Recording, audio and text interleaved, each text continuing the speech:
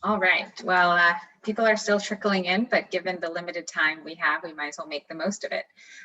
So thank you all so much for joining this webinar on urban agriculture in New York City, assessing the options for expansion. My name is Danielle Spiegelfeld. I'm the Executive Director of the Guarini Center on Environmental, Energy, and Land Use Law at NYU, and we're delighted to have you with us today for this very important topic.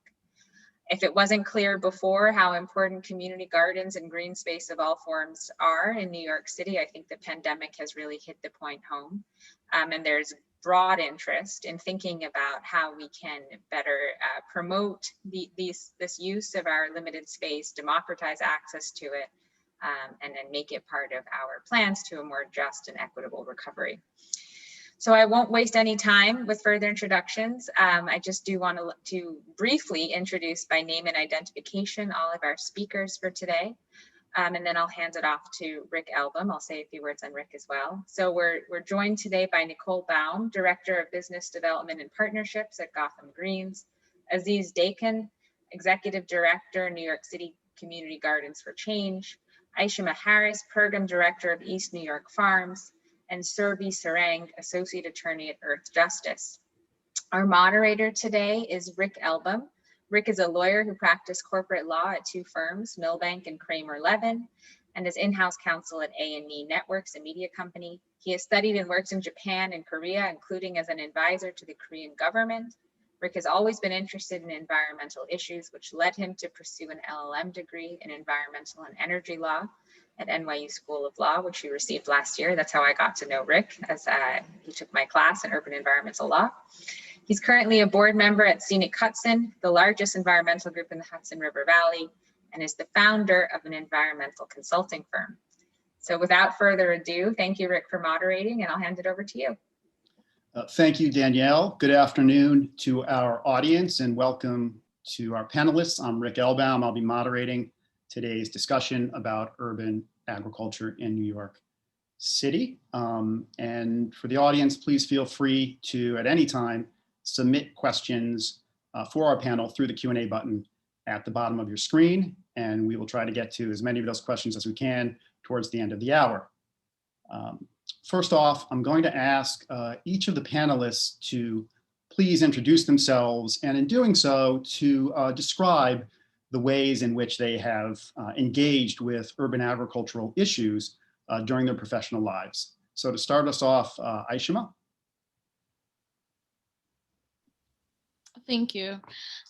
So my name is Aishima Harris. I am from East New York Farms, and I've been doing urban agriculture for 12 years. So I'm an immigrant from Jamaica, and I came here at the age of 12. And in order for me to be assimilated to the culture, I find growing my own food that I'm used to back home as a way to bridge that gap. So I'm able to just foster my way through urban agriculture as a youth leader, and now as a program director running a food justice organization. And that's the way in which I try to empower youth that are within my age group and youth that are younger than me to do the same and to find a future in urban agriculture. Nicole. Sure. Hi there, my name is Nicole Baum. I'm the Director of Business Development and Partnerships at Gotham Greens. And we are a local fresh food company, and we have a network of sustainable commercial scale greenhouses in and around cities throughout the country. We are a New York based company. So back in 2011, we built the nation's first commercial scale rooftop greenhouse in Greenpoint, Brooklyn. And we started because we had this mission of really transforming how and where fresh produce is grown in this country. And as urban farmers, we're really setting out to kind of disrupt this conventional supply chain. And over the last decade, we've gone on to build and expand a network of urban greenhouses. So we have 3 in New York City, 2 in Chicago, and then additional locations in Providence, Rhode Island, Baltimore, Maryland, and Denver, Colorado. Similar to the other panelists here today, we definitely believe in the value of local food production and really transforming underutilized urban real estate for food production. And today, I think I'll be able to speak a little bit more to just kind of the commercial scale application of urban farming. Surbi. Hi, I'm Surbi Sreng, Associate Attorney at Earth Justice. I work in the Sustainable Food and Farming Program there. And if you don't know, Earth Justice is a national nonprofit environmental law organization.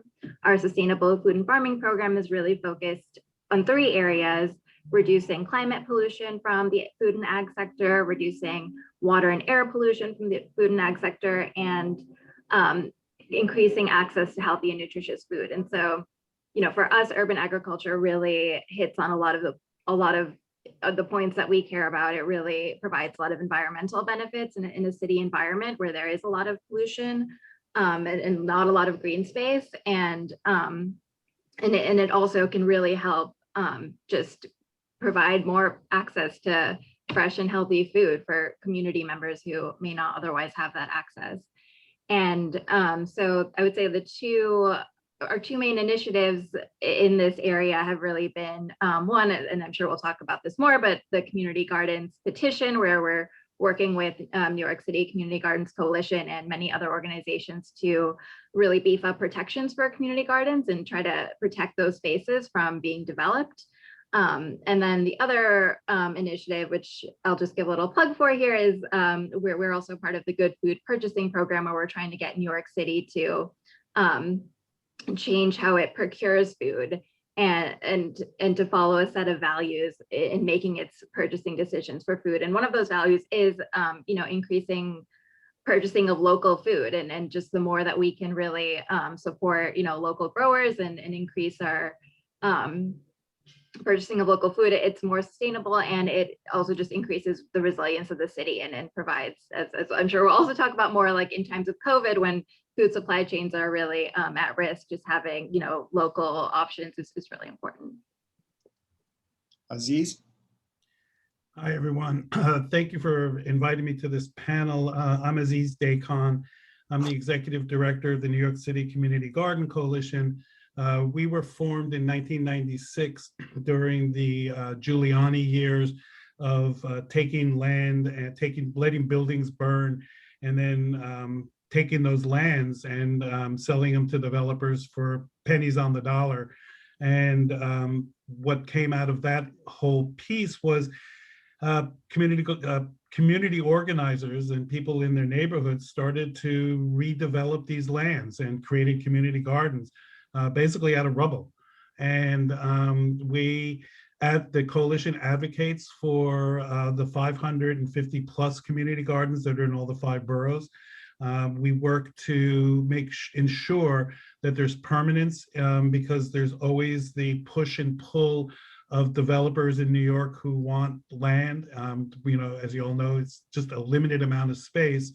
And what typically happens is that community gardens bring up the value of their neighborhoods. Once that happens, gentrification, and once that happens, then developers just want those pieces of land. So we're constantly fighting for preservation and permanence of community gardens. And I know we'll speak later to how we're all reacting to the pandemic, but truly a whole lot. I mean, the same issues that we currently have, we've always had. They're just exacerbated and made larger because of the pandemic. Thanks, Aziz. I'm wondering if you could take us into the next question. And you started to go there, but maybe go a little bit deeper, just to set the table and talk about what is urban agriculture in New York City. It's a broad term. It's done for profit, not for profit, by schools, on public land, private land. It's in many different forms. So who's doing it? Where are they farming? And in what ways are they doing so? Yeah, well, my fellow panelists can talk to where they're all doing it. I think that, Nicole and Aishima, you all are coming at it in a very different point of view, but we're headed to the same direction. And that's, the preservation of open space, the creation of a more secure, just food system. My favorite story, and Aishima was going in this direction, so I don't want to steal your thunder too much, but there's a garden on the Lower East Side that has immigrants from South Asia. And when they came into the garden, they started growing vegetables that the other gardeners never saw. And it was quite easy to see who had which plot. in the beginning. Now you can't tell the difference because everybody is sharing. And that's really what community gardens are about. We don't call them gardens, we call them community gardens for a reason, because it's about community. And so to your question, I mean, we're trying to create something, and we've created an atmosphere and a community where people can come into gardens and share their interest and try to grow as much as possible, to be able to be, how am I going to say this in a polite way, to be able to push up against the city. Because, you know, you asked the question, what is urban agriculture? I don't think anybody's been able to define it. You know, there's so many definitions of it. The one thing that's always irritated the coalition has been that in the lexicon of New York City, community gardens is rarely ever said. And so, you know, where does that fit in, and how? And you're also smart to have brought in different people from different perspectives on this panel, because we are all urban agriculture. And we all are going towards the same space, and that's to keep open space alive, to create as much as possible, to serve our communities, and to, if and where possible, to feed people. So where are we in the present time? It's a big flow, and I don't think that the city really recognizes, from my perspective and from the coalition's perspective, I don't think they recognize the true value of what community gardens give to the city. Surbi and Aishima, is there anything that you want to add with respect to you know, community gardens, history and overview? Yeah, I could touch on that. I try not to like oversell East New York Farms so much, but I live and work in a community that has over 60 community gardens, and East New York Farms, we work with every single one of them.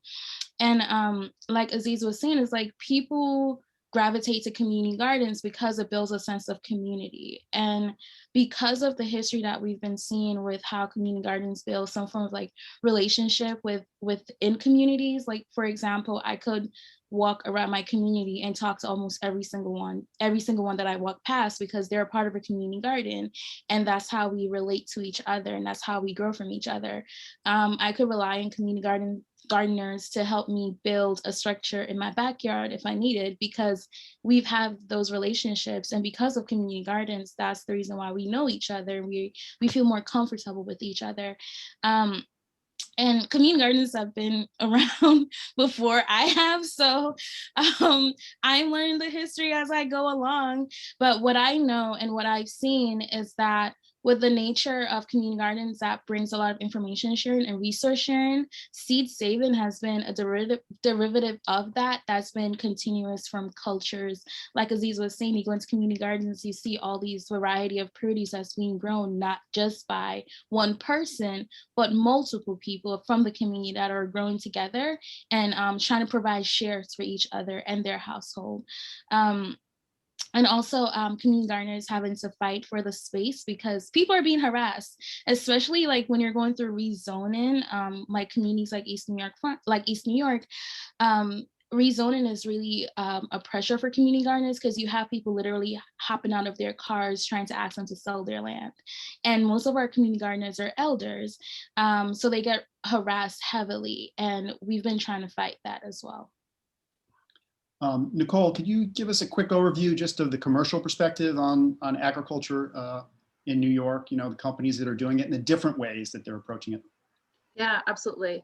Well, also just to kind of add on to the previous conversation around urban farming, you know, we are really trying to address it from a commercial perspective where we can have a really large impact on local food access in and around cities.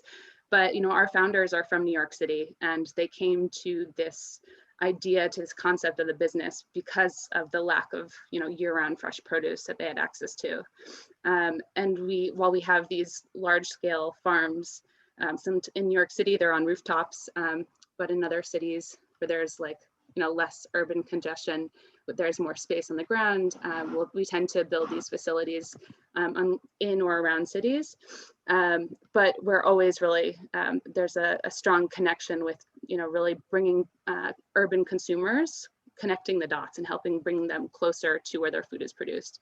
So I think we could talk about that a lot more going forward, but I just wanted to kind of add that is, even though we're doing it kind of in a more commercial sense on a larger scale, we really are coming at it from the same perspective of really helping to increase local food access, to bring consumers together, to build community, and there are just enormous benefits behind urban farming in general.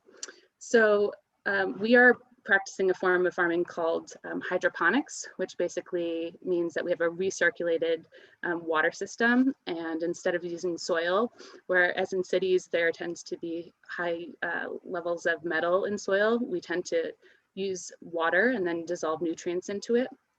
We do it in these large scale commercial greenhouses, which enable us to grow all year round and create kind of the perfect growing environment for our plants.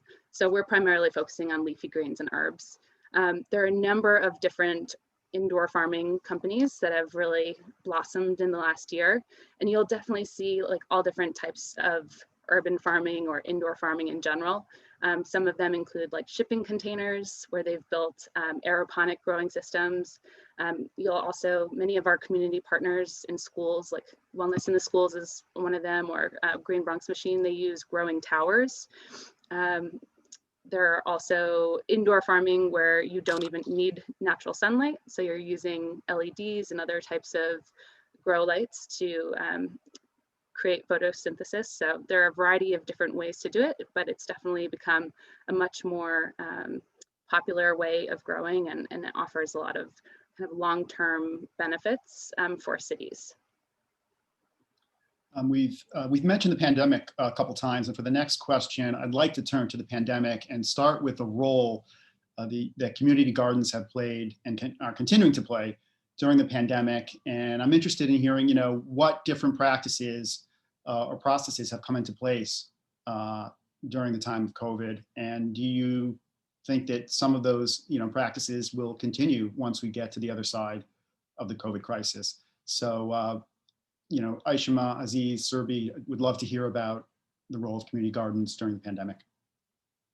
I have like 3 different perspectives on the role of community gardens, because a lot of community gardens in Brooklyn or in general, they're not being run by organizations, so they have lack of funding. So it's mainly people powered.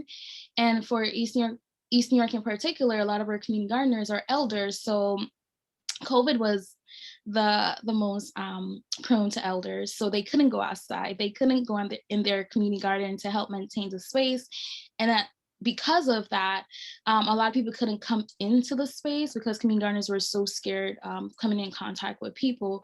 So a lot of times you see a lot of community garden that goes vacant, and there's a lot of weeds that's taken over. For community gardens who have organizational support or just have an organization that's helping to operate that space, they're lucky in the sense of like they have continuous funding, they have continuous volunteers and continuous support throughout the year, and they're able to provide adequate amount of produce for the community and have food distributions throughout the pandemic.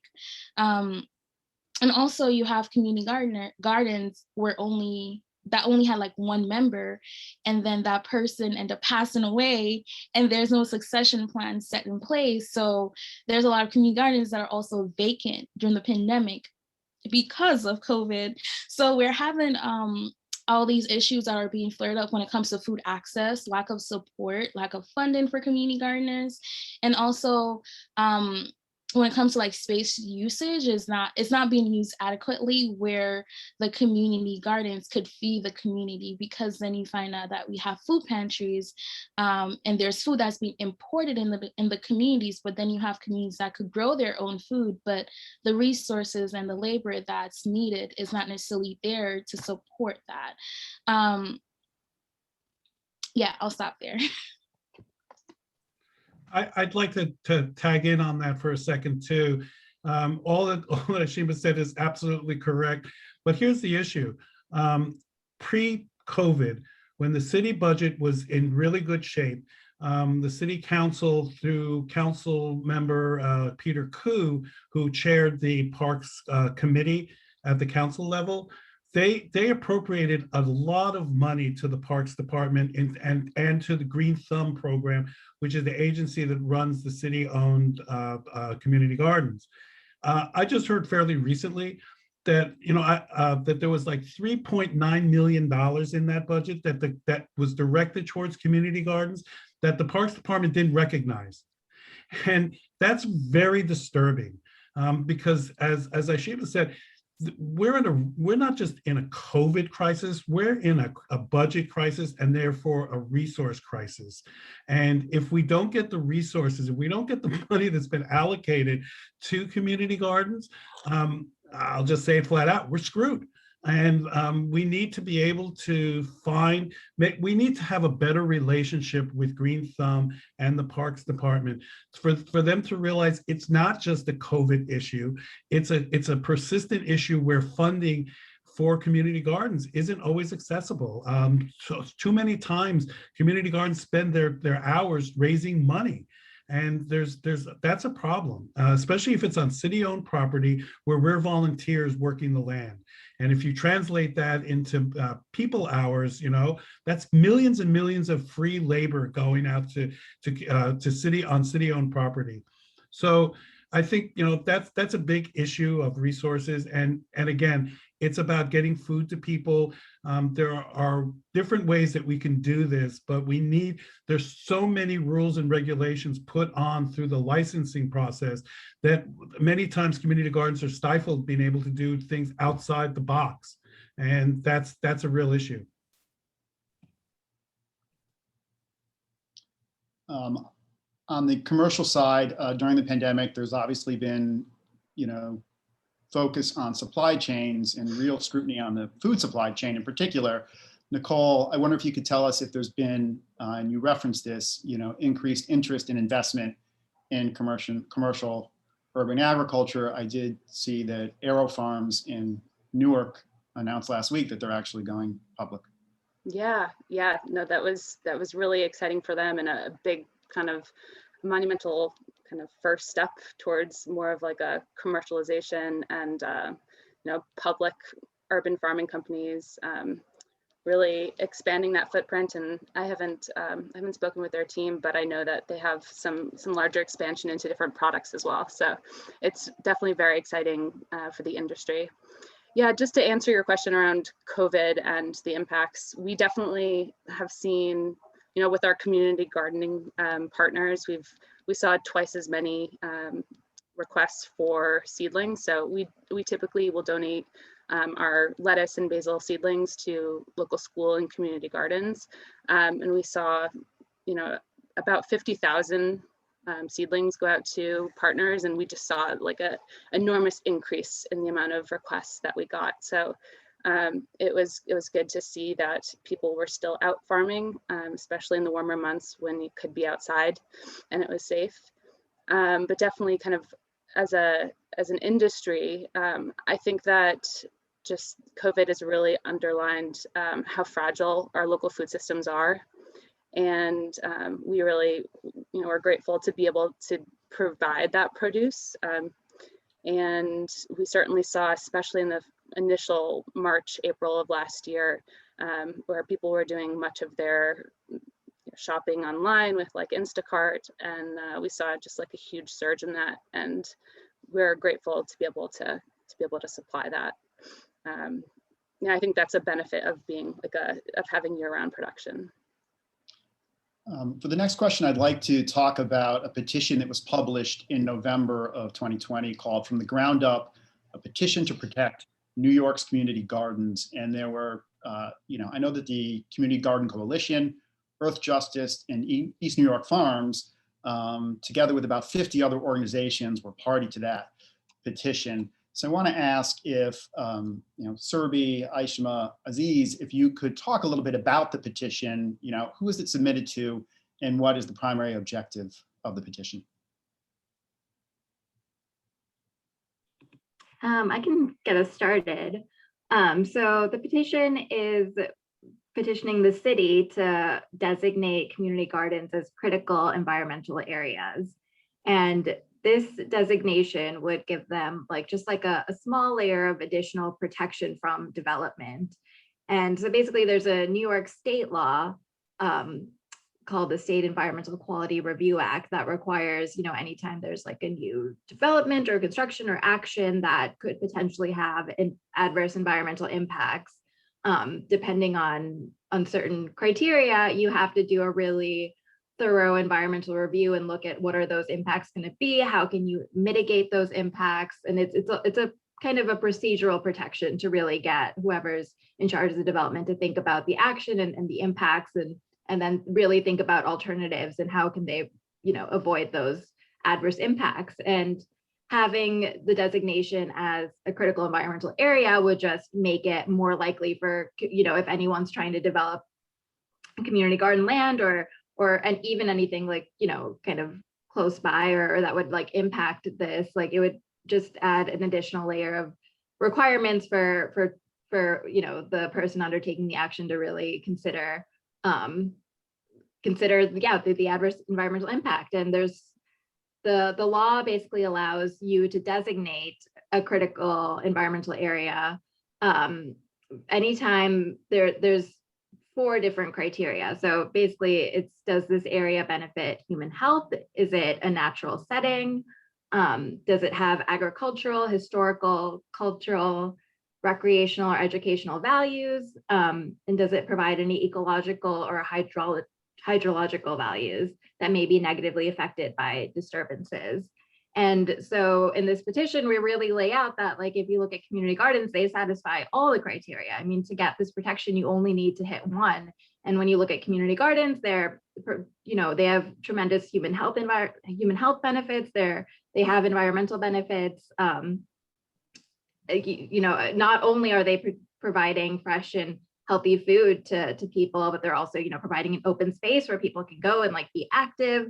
They also provide other environmental benefits. They, whenever you have plants, they're providing air filtration and help, alleviating some of the air pollution. New York City has a huge, stormwater pollution problem. Every time it rains, if the water is nowhere to go, it can really overload our sewer treatment facilities, and the community gardens help, they can help mitigate some of that flooding. They provide green space, and they're as Aziz and has said that they're community centers. They definitely have cultural value, and there's a whole history there. And they're educational tools, and so they really hit on a lot of the named criteria here. And the city has the power to designate the community gardens as critical environmental areas, and so it's really in their hands. And it's and so far, we haven't had a response yet, and I think that's been really disappointing to see that. And I hope everyone here will go take a look at the report, because it's really beautiful, and then it really just tells you all about the community gardens featured in the report, and how they're providing such benefits to New York City. And I'll pass it on. And just for the audience benefit, is the report posted on the Earth Justice website? Yes, it is. You can basically Google it, Community Gardens Petition, Earth Justice, and you should find it. I think it's pretty telling from what Zerby just told you, that it hasn't gained much traction in the city council. Listen to what she just said. If it meets one of those criteria, it should be in effect. It meets every criteria. There's probably 6 other criteria that it's not mentioned in there that we also meet. So, why? I don't think there's this political will necessarily to protect community gardens. Again, I'm afraid to say that we're not valued. Community gardens are not valued enough. East New York Farms, she doesn't want to tout East New York Farms. I'll do it for you. East New York Farms isn't just a group of farms and growers. It's a community center. And it holds that community together. I'm gonna bet that during COVID, you were more busy than any other time that you've ever been there. And that's what's the importance of all of this. You know, we can talk about how much food we can produce. We could talk about how much land we save. We could talk about carbon mitigation in the climate crisis. We need to talk about community and what it does for people and how it affects our neighborhoods. Because frankly, we were kind of always neglected. And now during COVID and budget restrictions, we're going to be at the bottom of the list if we don't speak out. And again, with Serbian Earth Justice, and you know, I have to give a shout out to Ray Figueroa, who really pioneered and pushed this thing through. I'm sorry, Serbi, that he did what he had to do to you, because I know how persistent Ray can be.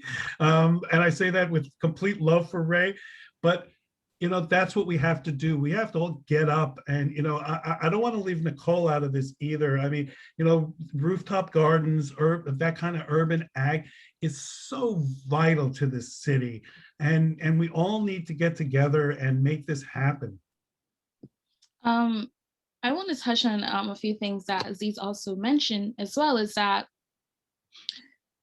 yeah, they do not care about community gardens that are used that are grown in the soil. They're not viewed as STEM programs, therefore we don't get funding. They're not viewed as programs that could be placed in schools or associated with schools. So educational portion of it, they don't think about. For East New York Farms, we hired 37 to 40 interns for a 9-month paid program internship every single year. And those youth are coming from East New York. They go to school in East New York and they live in East New York. And the things that we teach them as a part of our curriculum, they don't learn in school, but yet we're not viewed as a STEM program. So therefore we don't get the $1 million of funding, the funding that are like over 100,000.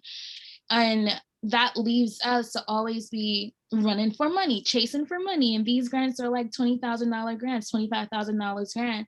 When you have a program budget that's nearly $1,000 to run a program for the whole entire year, and then having to support the community gardeners for the 9 months or for the growing season. And also something that Aziz mentioned too, and someone asked in the chat, is about air pollution.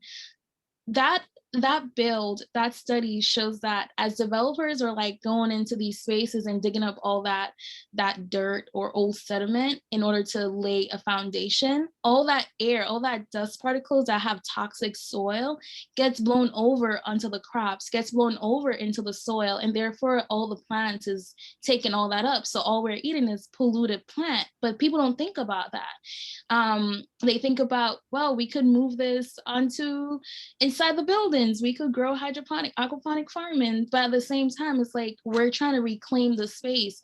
We talk about reclaiming land, reclaiming the space, and reclaiming our heritage, but we're being moved inside, which is not fair to community gardeners and also for history as well.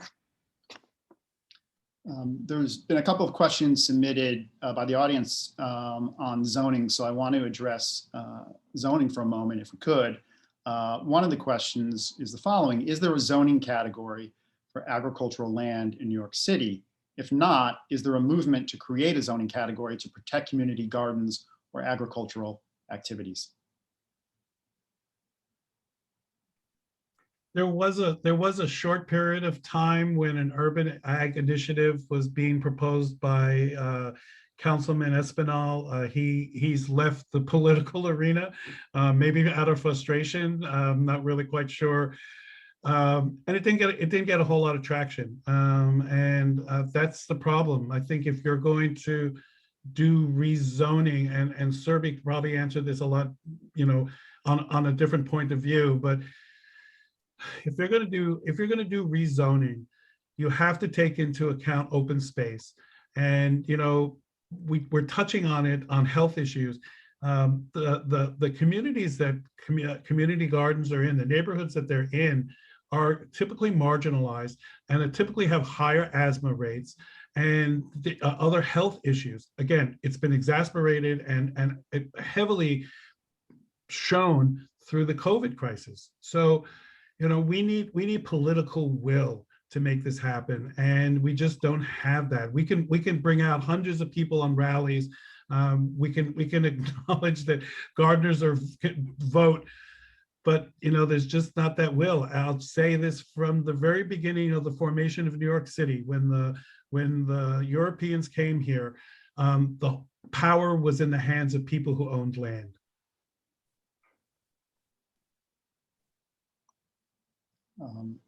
I do know that the zoning resolution has not been comprehensively updated since 1961. I mean, it's obviously been amended many times since then, but my recollection is the word agriculture only appears twice. Only appears twice. I know that too. I'm not a numbers person. I know that number. Yeah, and it's just not, that's, what else do you need to know, right? Since 1961, nothing has changed, has it?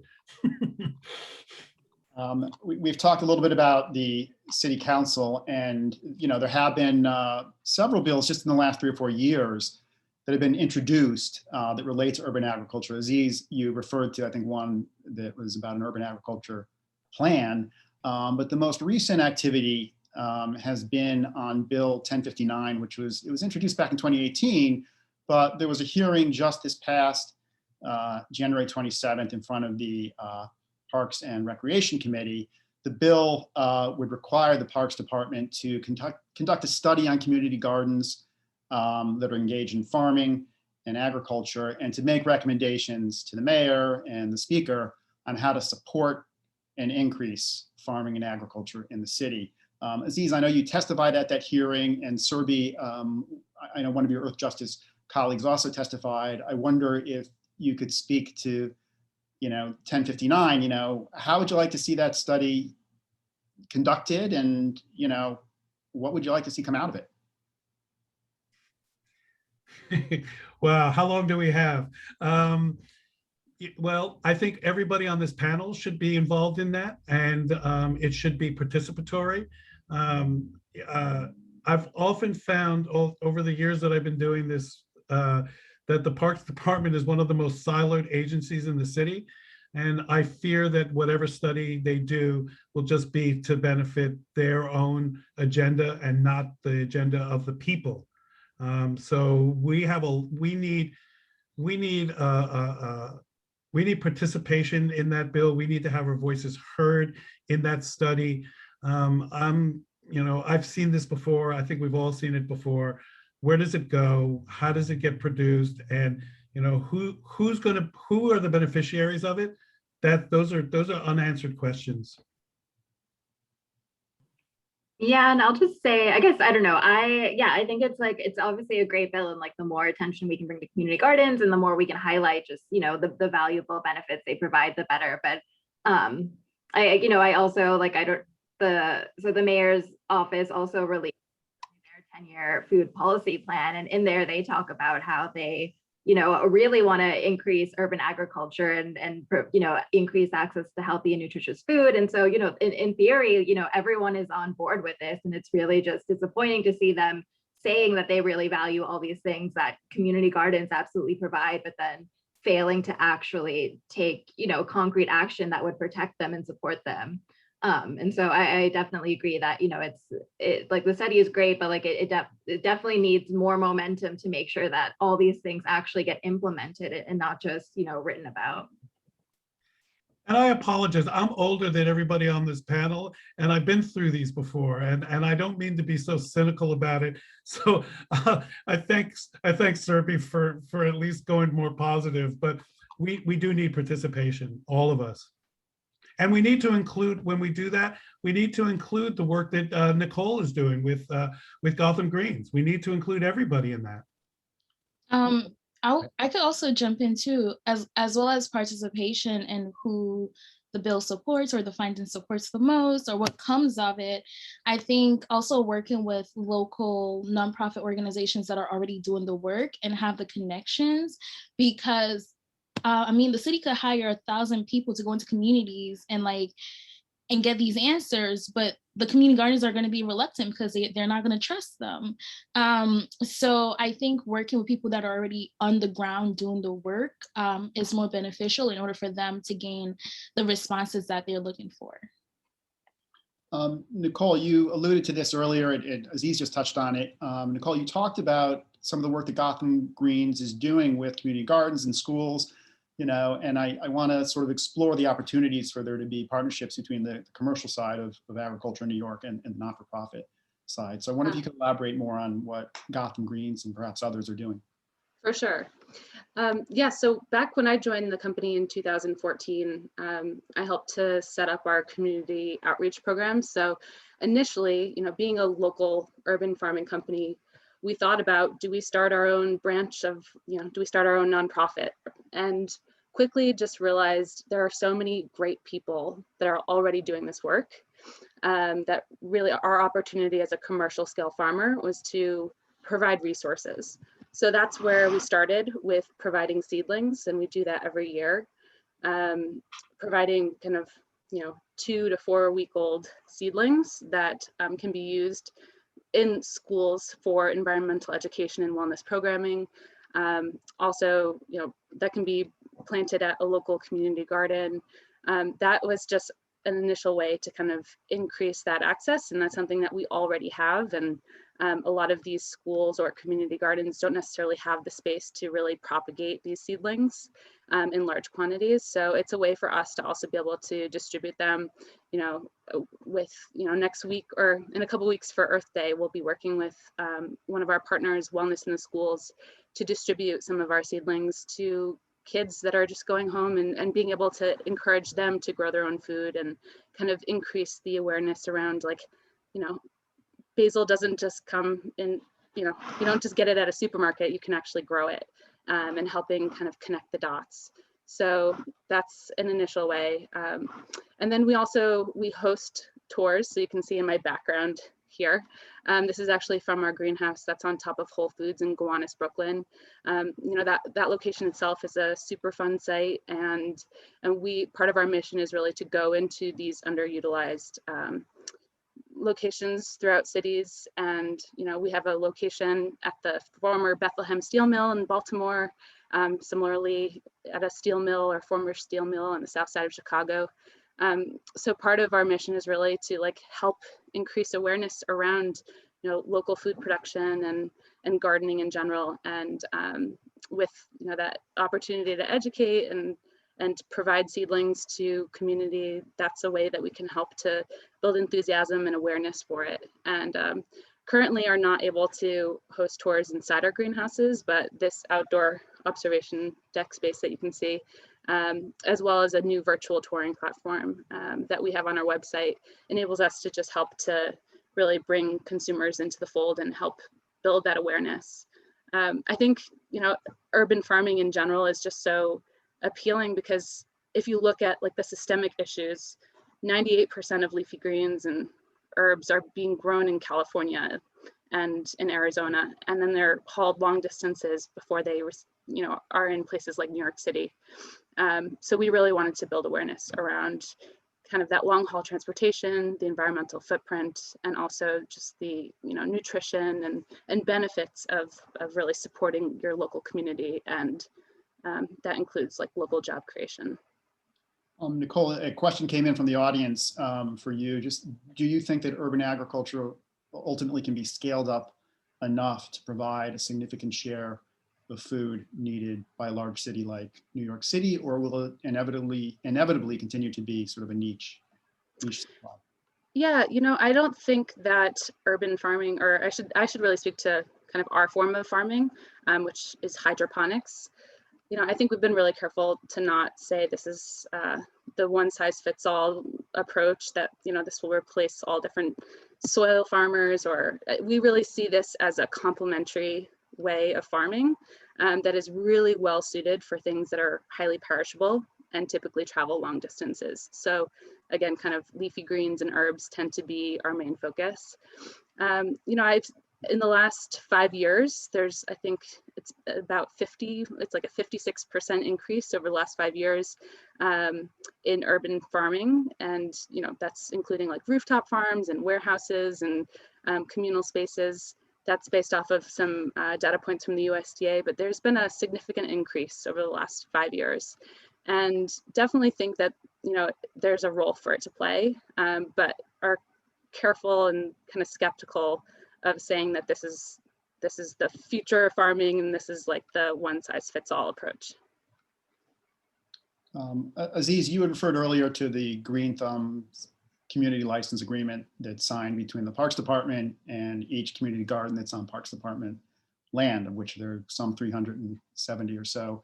I want to talk about that license agreement, but a specific issue. What does that agreement say about the sale of produce that's generated from a community garden, where the revenue can or can't go? Yeah, there's a lot of limits to what that license does. You know, you can sell certain items, but you really can't. You have to put it back into the garden itself. There's a lot of people who are doing bees, honey production, and so there's that ability to sell. But the license, we fought really hard to expand that piece of the license to be able to bring more money into the gardens, to make them more self-sufficient, and we just are not successful. There's just too many restrictions. I think Aishima, you're on the ground on that. I mean, I'll go into a nasty rant that I don't want to bring here because the license issue was so provocative. But maybe you could tell us how East New York dealt with the restrictions on the licenses. So in terms of like selling our produce, so we have a farmer's market, so we're able to sell, one of our farms is dedicated to generating income for the farmer's market and selling the produce there. Another one of our farm, which is not Green Thumb licensed, which is on a NYCHA site, is dedicated to fresh food pantry distribution on a weekly basis. The community gardeners, however, at our farmers market, we have a model where they could bring in their crops and we could sell it for them at the farmers market. It's called a share table, and whatever income they make, they get paid out at the end of the season. Whatever they do with their money, we do not know, because most of our community gardeners are elders and they're living on a fixed income. So selling their produce at the farmers market is a way for them to generate income for themselves.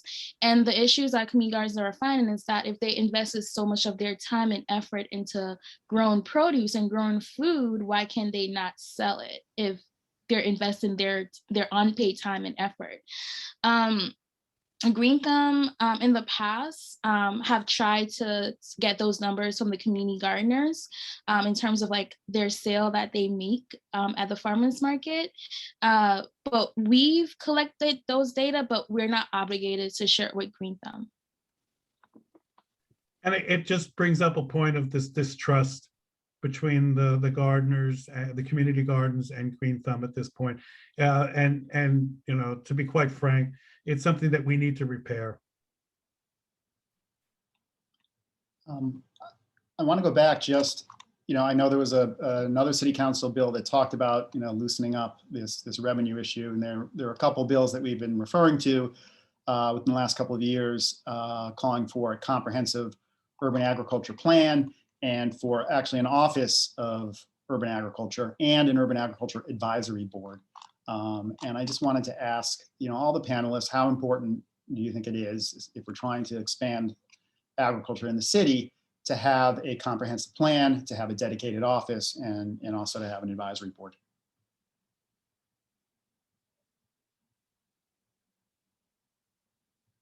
That's for all, any one of you, if you want to opine on it. Nobody wants to touch that. I think, again, it comes back to what's the makeup of that, and how do the people on the ground, how do we make something that's realistic, that benefits the gardens, the gardeners, and the neighborhoods? You can have all the initiatives you want, you can have all the focus groups you want, you can have, you know, administrative, but if it doesn't have, you know, community participation, it's just another bill. And I think maybe I was very close with Rafael Espinal, and I really believe that, you know, the frustrations that he felt going through this process made him leave government, and it makes us all very weary of any kind of initiative that doesn't include people. It can't just be electeds, and it can't just be administrative people, as I see it. I'll add to that. I agree. I think it's, especially the advisory board, it's really important to have relevant stakeholders be involved in it. And, I can only speak to our own personal experience, but when we started back in 2011, we spent 1.5 years building out a facility that we were not able to open because we ran into issues around permits and fire hazards. And, there wasn't really a precedent for our form of farming. And so we really ran into a lot of red tape. And I think having stakeholders who are really advocating for the future of the industry, for the community benefits of community gardens, will really help to guide this and bolster the true impact that it will have for the people it's meant to serve. I want to address another question that came in from the audience, which was, in all forms of, urban agriculture, are you concerned about air pollution? Is that a problem? And if it is, how do you address it?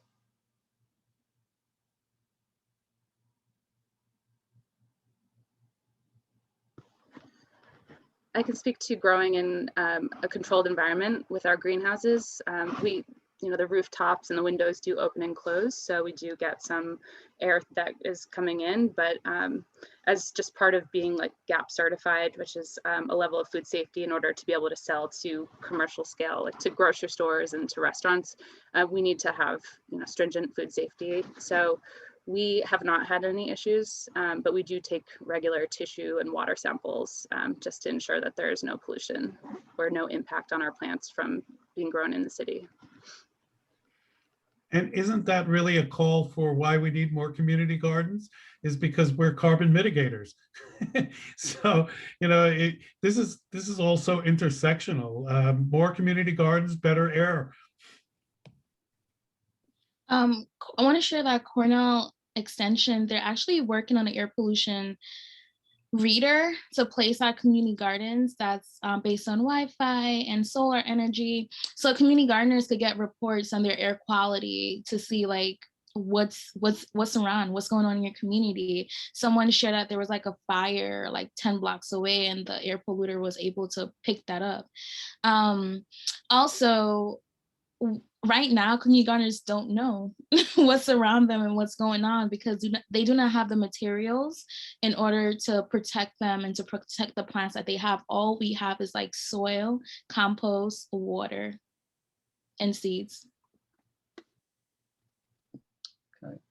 I see that we're getting towards the end of our hour, and I'd like to give each of the panelists an opportunity to present some final thoughts, perhaps if you could have 1 or 2 key next steps, come into place to expand urban agriculture in the city, what would you like to see, in the next couple of years? So that's for all of the panelists. Serby, do you want to start us off on that one? Yeah, well, just to pick up on something Aziz just said, it is like, I see it totally as like a city like resilience issue, with the impacts of climate change. Like there's so many things that we're concerned about, including like increased rainfall and flooding and storms and like the urban heat island effect, like increased temperatures, and like community gardens really like could play such a big role in like adding resilience to the city and providing, shade, lowering temperatures, providing places for like water to go. Like there's just a lot of, I would really love to see the city kind of integrate community gardens into some of these other areas that it's already looking at and building, because community gardens really just tie into so many things the city, purports to say that it has a goal to achieve. And so just like a more, comprehensive like understanding of the benefits that community gardens play towards all of these other goals that the city has.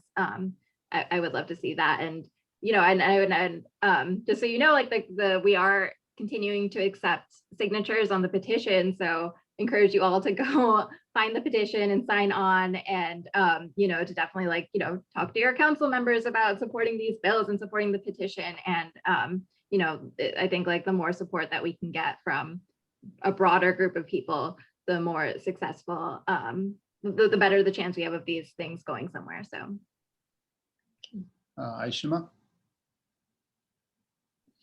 My hope for the future is for food growers, community gardeners to have more of a unison and a sync, where we're viewed as one force and not just individual plots or individual spaces, so that when we are fighting for our rights and when we're fighting for bills, we're coming together as a whole in a community to help push that forward.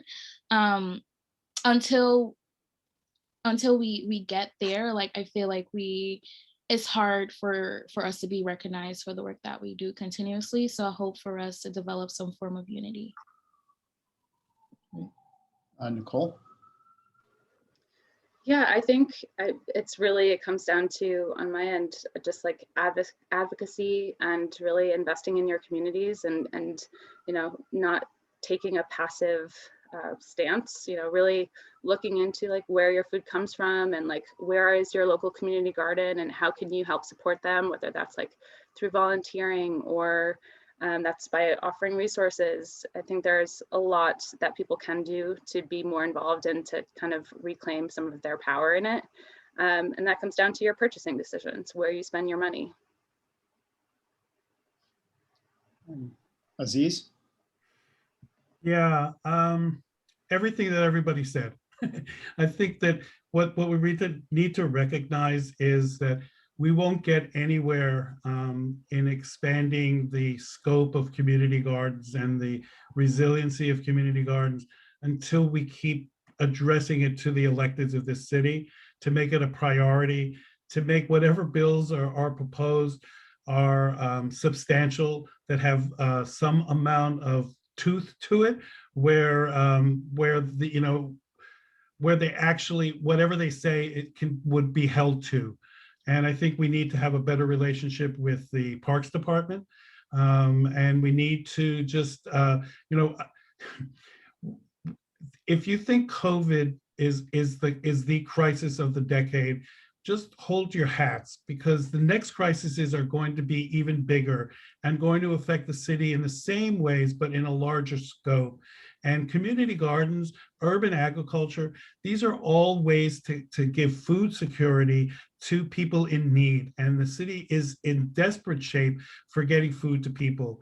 So all of that, everything that everybody said, and we just have to keep resisting and fighting to make sure that, and I want to just address one thing to Nicole. They tried to drive a wedge between the kind of agriculture that you're doing and the kind of agriculture that's on the ground, and that's not tolerable.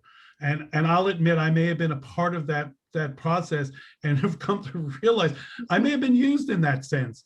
So we need to make sure that our communications are a whole lot better. And it wasn't specifically, with Gotham Greens, but the point is we have to work together, and together we can make the difference. And it's not just the panelists, it's everybody who's listening to this conversation. Rise up and recognize the value of what we're talking about. So I'd like to thank each of our panelists, the Guarini Center, and our audience, and I'm going to turn it back to Danielle at this time. Thank you all so much. I can't really think of a better way to end it than Aziz just did for us all. So I think I will just thank you, add my thanks once more. You've given us tons to think about, and I hope we can all continue the conversation. Be well, everyone. Thank you for organizing. Thank you all. thank you.